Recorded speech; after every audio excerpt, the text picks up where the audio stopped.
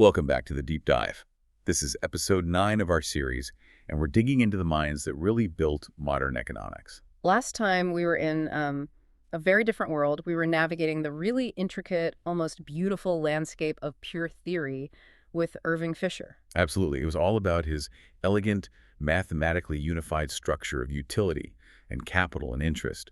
We were deep in the realm of logical consistency, deduction, systems built from these perfectly rational axioms. And that world of perfect logical models, well, that's precisely what our subject today just turned around and walked away from. It's a huge shift. Today, we are transitioning, really abruptly, from that high theoretical castle right down into the dusty, sprawling trenches of data, of measurement, of induction. We are. Our focus is Wesley Clair Mitchell. He was a monumental figure, and Joseph Schumpeter, who we're drawing from, really saw him as the undisputed father of the empirical study of business cycles. So he represents a completely different philosophical approach to what economic science even is. Totally. He had this fundamental belief that measurement has to come before you start building grand theories. He looked at the elegant deductive systems of his time, people like Fisher, and he essentially saw them as otiose. OTOs, meaning what exactly? Superfluous, impractical? Both. Superfluous, impractical, because in his view, they just failed to confront the dynamic, messy reality of capitalism as it actually works, in motion. So our mission in this deep dive is to really unpack that foundational schism. We're going to analyze Mitchell's rigorous, data-driven, inductive methodology, the one he basically immortalized through the National Bureau of Economic Research. The NBER. Exactly, the NBER. Yeah. And if you want a shortcut to understanding why modern economics is so often divided between, let's say, those who prioritize mathematical beauty on one hand and those who prioritize statistical accuracy on the other, this is it. It really is. It's a study in scientific humility versus theoretical ambition. We're going to explore how Mitchell's relentless, almost obsessive pursuit of facts created this institutional legacy that, to this day, still shapes how economic data is collected, how it's interpreted. And even how it's used politically. The NBER is the institution that defines when a recession begins and ends. And they do that not based on some theoretical assumption. They do it based on relentless measurement. That is Mitchell's legacy in a nutshell. So to understand Mitchell, we have to go back to where he started, the intellectual climate he was born into. Right. Wesley Clair Mitchell's whole intellectual journey, it really begins at this moment of intense ferment, real division within the field.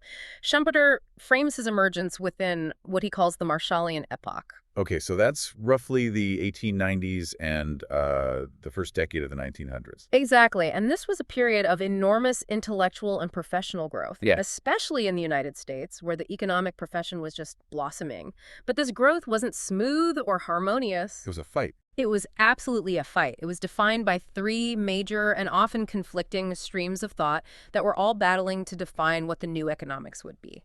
And to understand Mitchell, you really have to understand the paths he looked at and rejected, and the one he ultimately chose. Okay, so let's lay out those three streams.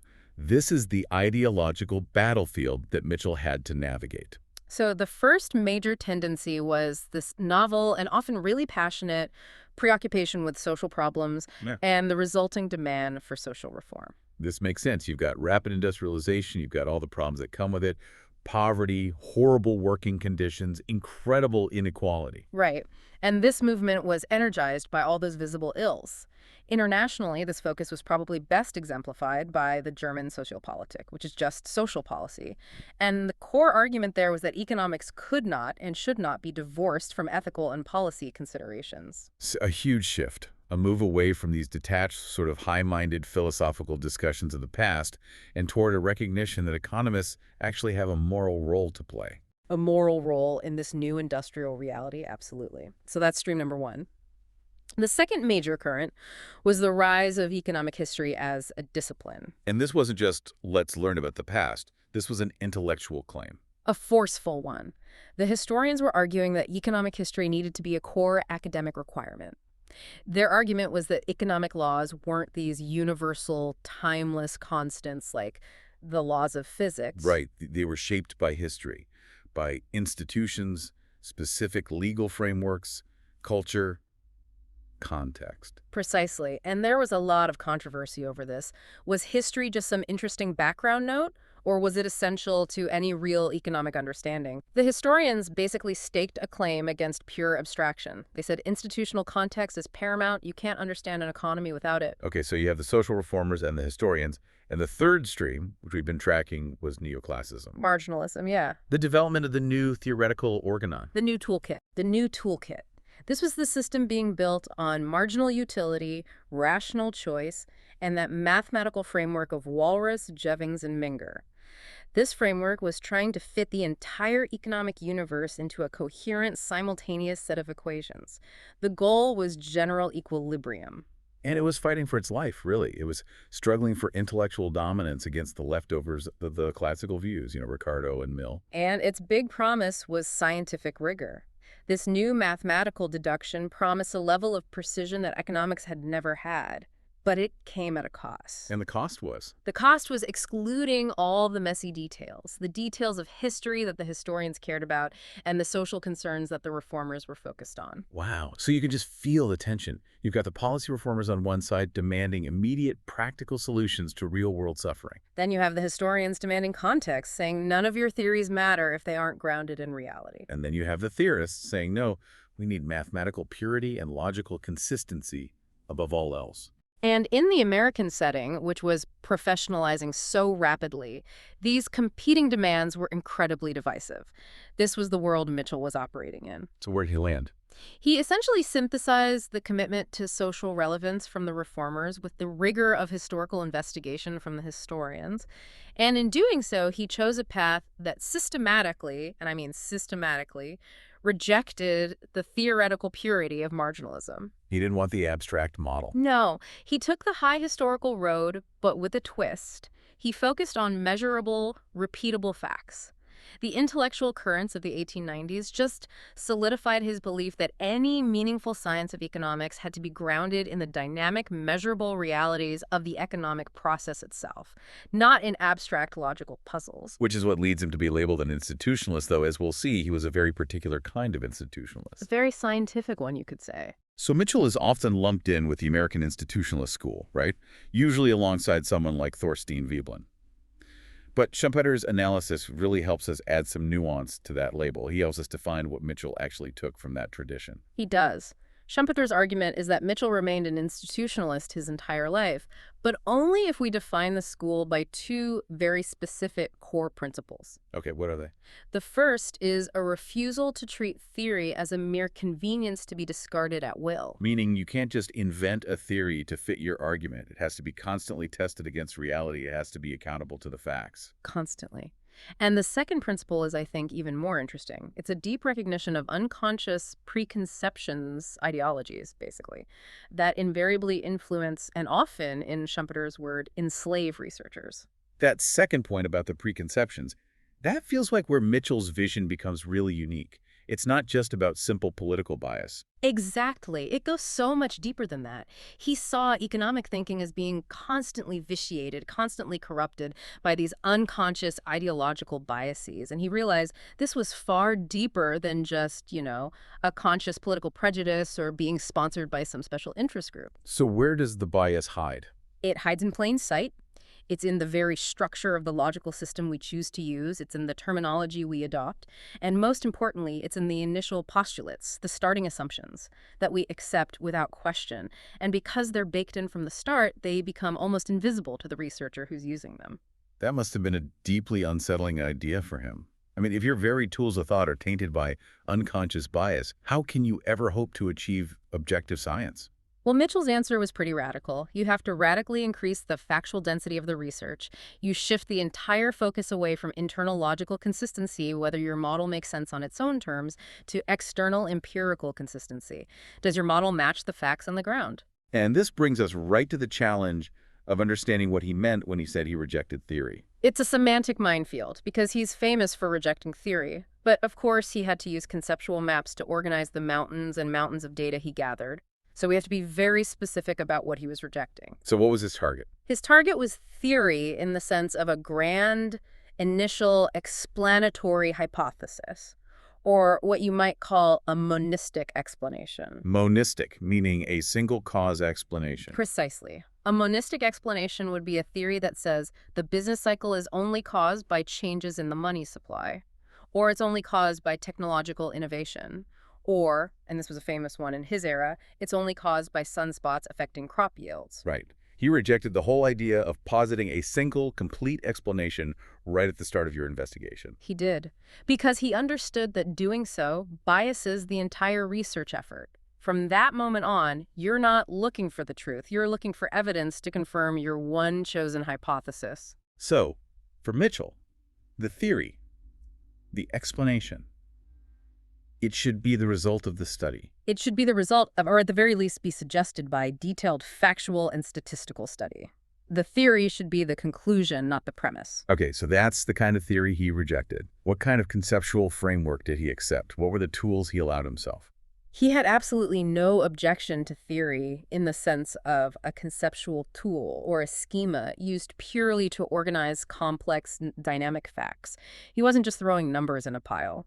Can you give an example? Sure. Yeah. To study business cycles, Mitchell had to first define what a cycle was. He had to establish the conceptual phases, revival, expansion, recession, contraction. He had to develop the idea of reference cycles to allow different industries or even different countries to be compared against a common timeline. Those are all theoretical constructs. They are essential conceptual tools, yes, but they are not explanatory hypotheses. They are descriptive architectures. They help you organize the facts. They don't prejudge the cause. And this distinction theory as a descriptive tool versus theory as a complete deductive system, this is what's so critical to understanding his divergence from almost everyone else. And his scorn for deduction was, it was sweeping. It extended to nearly all the greats. Oh, indeed. Mitchell fundamentally objected to the postulates, the starting points, and the logical models used by basically all the classic economists available to him.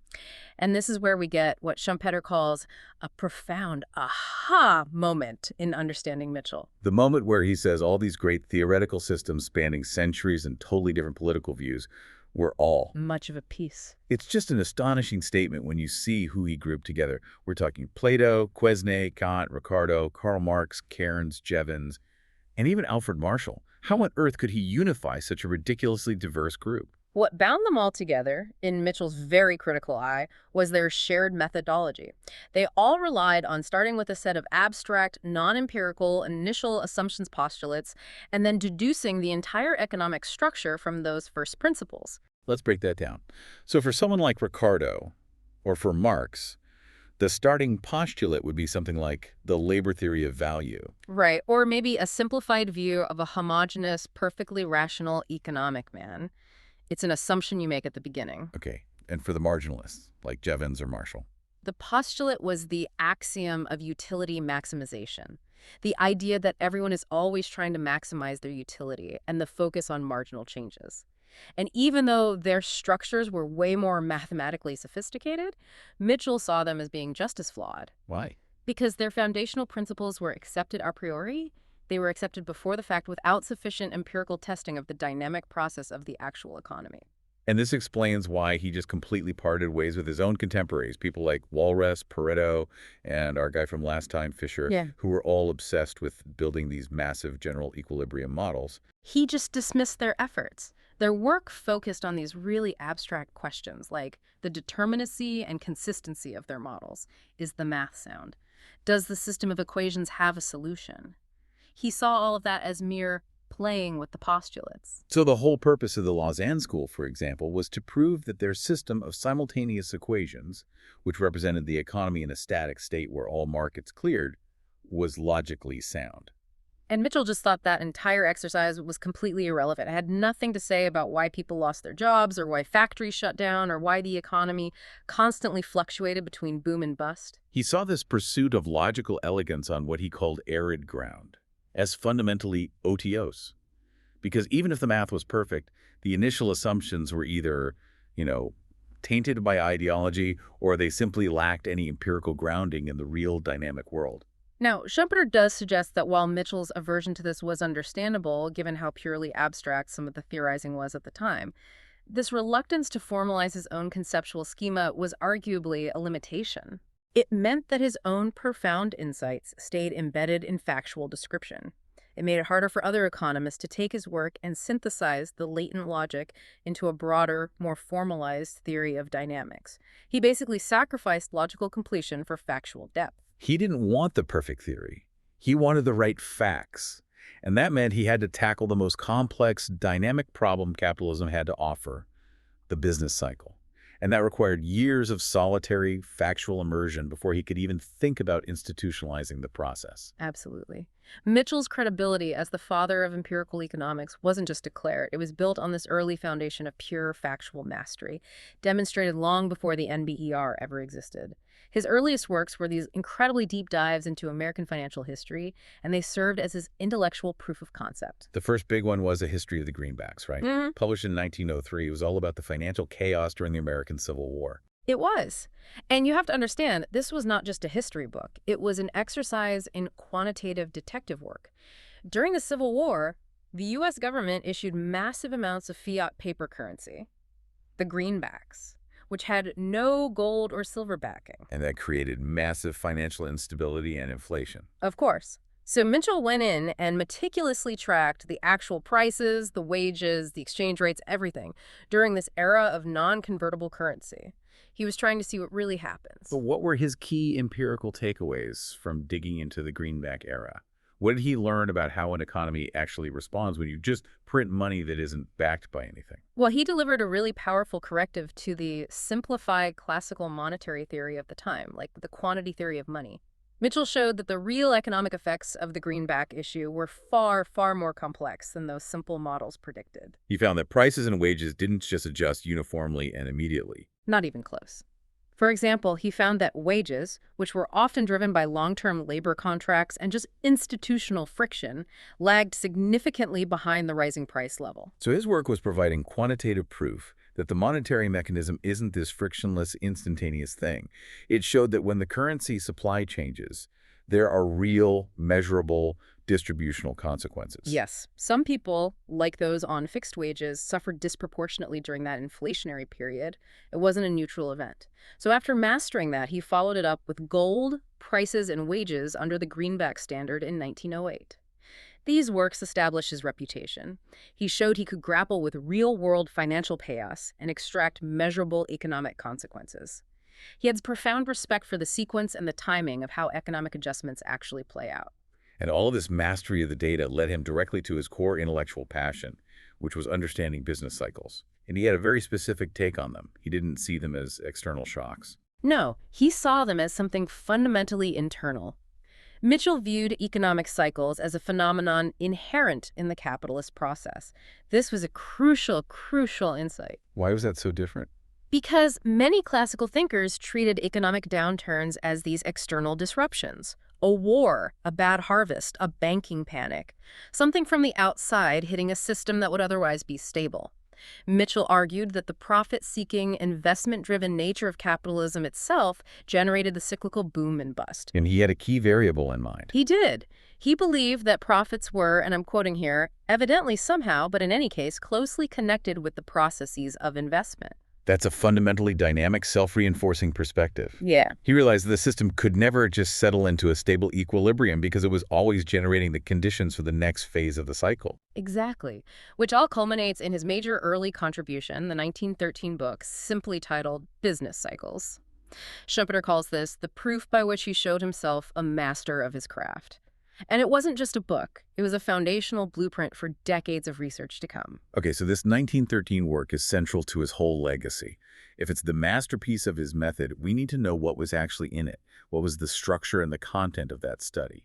The 1913 book meticulously laid out this comprehensive framework for studying economic processes. Crucially, it did not posit a single monistic cause. There was no one culprit. Instead, it described the cycle as this continuous sequence of interacting, self-generating economic changes. And this is where he defined the 4 core phases we still use today: revival, expansion, recession, and contraction. That's it. So revival begins when the contraction phase finally bottoms out and confidence cautiously starts to return. What fuels that revival? It's fueled by the conditions left over from the recession. You have low costs, you have low interest rates.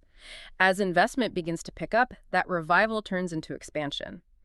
And during the expansion phase, profits rise rapidly, which stimulates more investment, more employment, rising prices. The whole phase is fundamentally self-reinforcing. Good news begets more good news. But, as the saying goes, every boom contains the seeds of its own destruction. What mechanisms did Mitchell identify that drive that inevitable shift from expansion into a recession? He detailed how the very success of the expansion phase creates its own strains.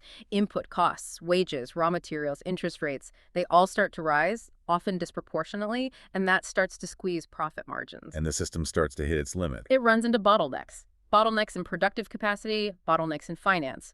Investment becomes less and less efficient, and a lot of entrepreneurs start to realize they've overcommitted resources based on what turn out to be unsustainable, overly optimistic expectations. That rising inefficiency and the eventual collapse of those optimistic expectations is what then triggers the recession phase. Precisely. Investment decisions get delayed or they get canceled outright.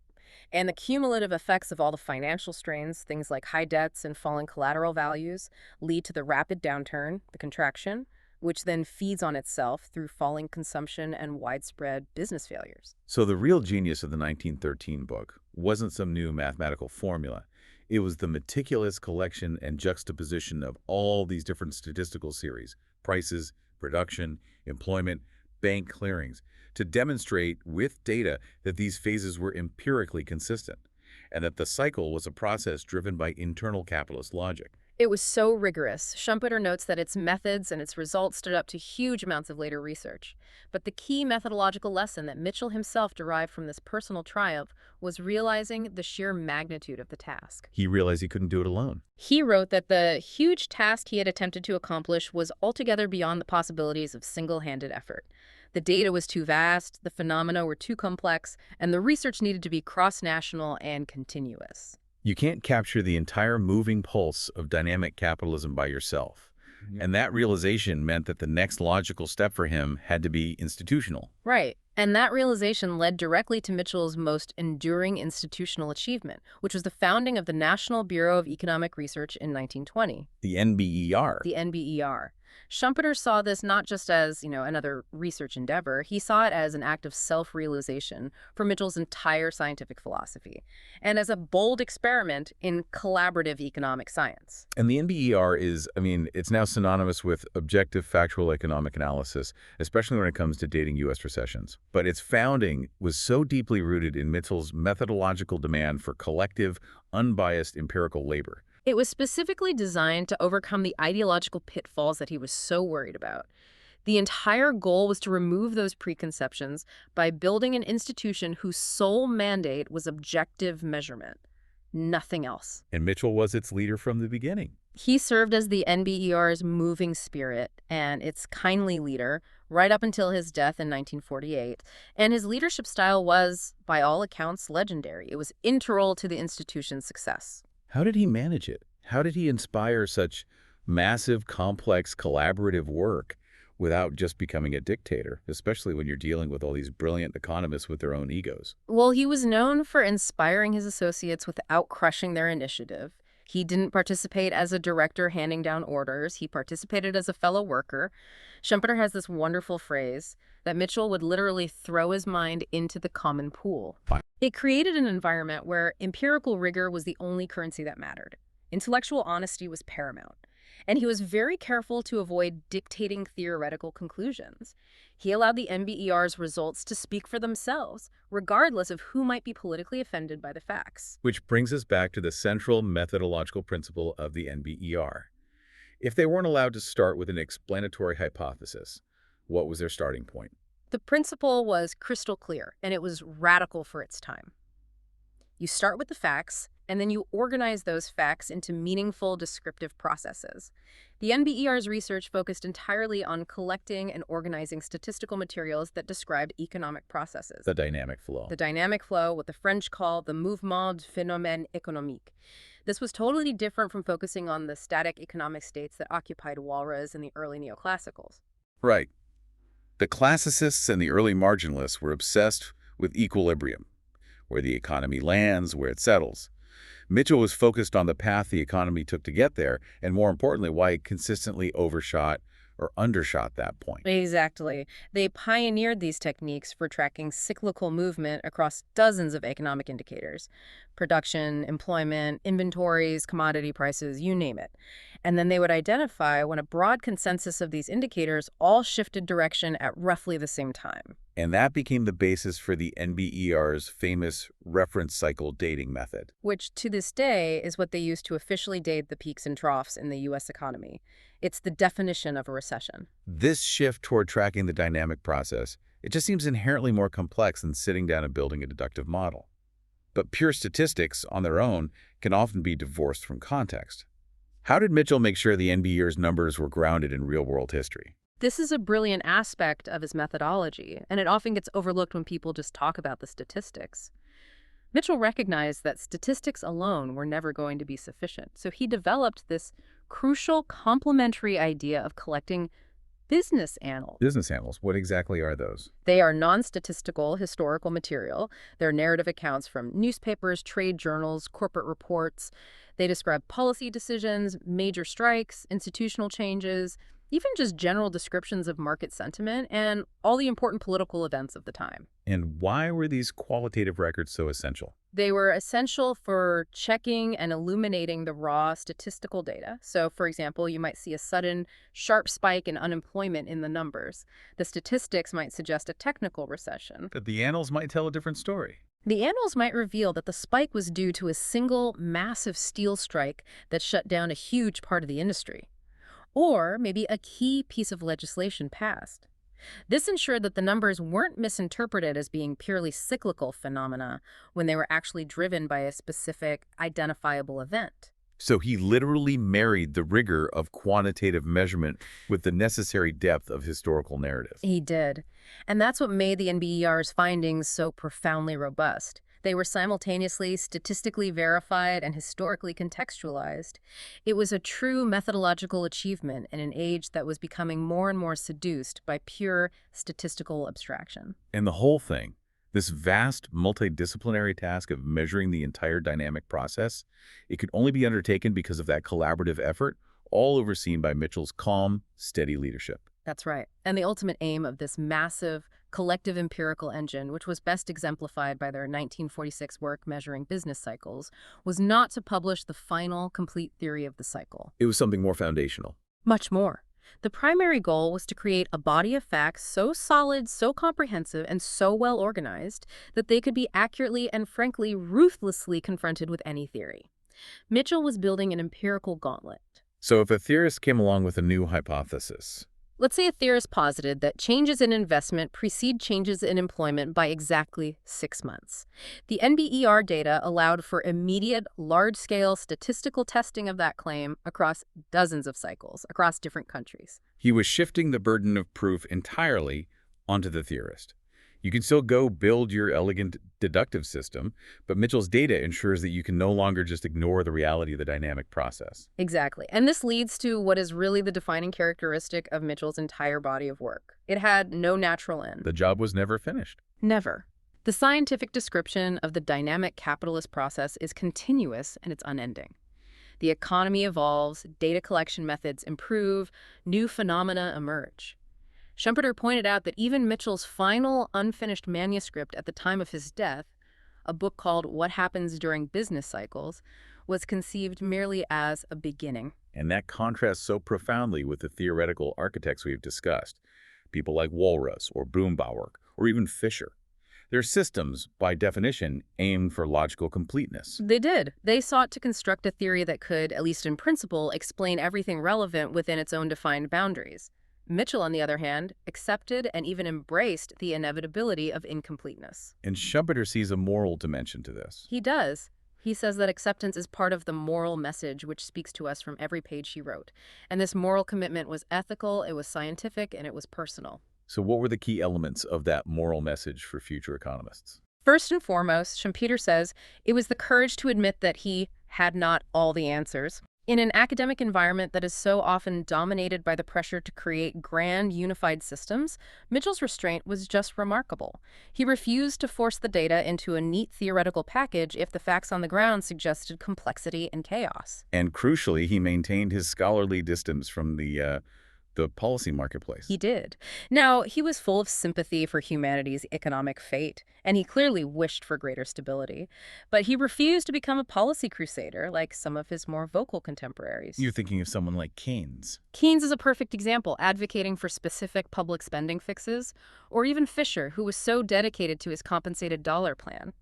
Mitchell worked for truth, as Schumpeter put it, without haste or rest, and he kept aloof from the immediate partisan policy debates. And that really helped protect the NBER's reputation for impartiality, which was everything. So he taught, by powerful example, what a scholar should be. Disciplined, non-political, and relentlessly focused on the integrity of the factual investigation above all else. He prioritized the long-term goal of scientific description over the short-term satisfaction of ideological victory. Which brings us to the final, critical contrast that really summarizes Mitchell's place in the history of economic thought. This battle between the deductive and the inductive mind. That's the core of it. Mitchell's approach was fundamentally inductive. You build theory from observed facts and from quantified relationships. It's a bottom-up approach. And the great theoretical architects took the exact opposite path. The complete opposite. Marx began with his theory of historical materialism and the labor theory of value. Walras began with the premise of general equilibrium and self-interested agents. Boombawerk began with the subjective premise that people value present goods more than future goods. They all started with the deductive vision, a grand idea. And their goal was logical consistency within that vision. While Mitchell's goal was descriptive realism, even if that meant structural messiness and the complete absence of a simple predictive formula. And this is where his enduring influence really crystallizes, isn't it? I think so.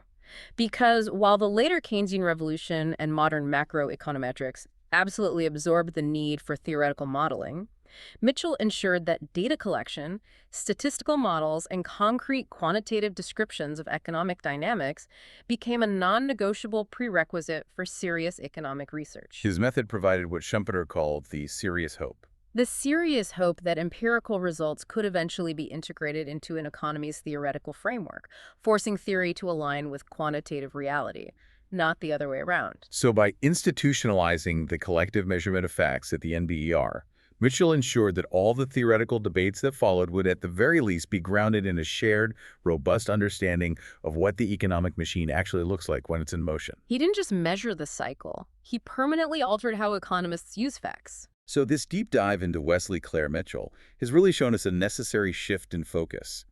We've moved away from that pursuit of elegant, complete, abstract theory. Like we saw with Fisher, and we've moved toward the patient, collective, and just relentless measurement of dynamic, cyclical realities. And Mitchell taught us, really through his commitment to the NBER method, to maintain a profound scientific skepticism, a skepticism about our own intentions. He urged us to constantly question whether our explanatory hypotheses truly describe external reality or if they just merely reflect our own unconscious preconceptions. It's such a vital lesson for today, where the impulse to find the simplest, most unified, most beautiful theory, that monistic explanation, is still incredibly powerful. It is. But Mitchell reminds us that scientific truth, particularly in a field as messy as economics, often demands collaboration and patience over individual, hurried brilliance. And this leaves us with the provocative thought that his life's work really embodies.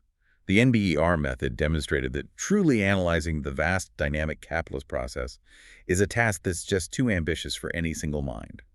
So if the goal is truly scientific understanding, should we as a field always prioritize disciplined, collective, factual investigation, rather than investing so disproportionately in the individual pursuit of complete, yet ultimately fragile theoretical systems? Mitchell's answer would be clear: the facts must always come first.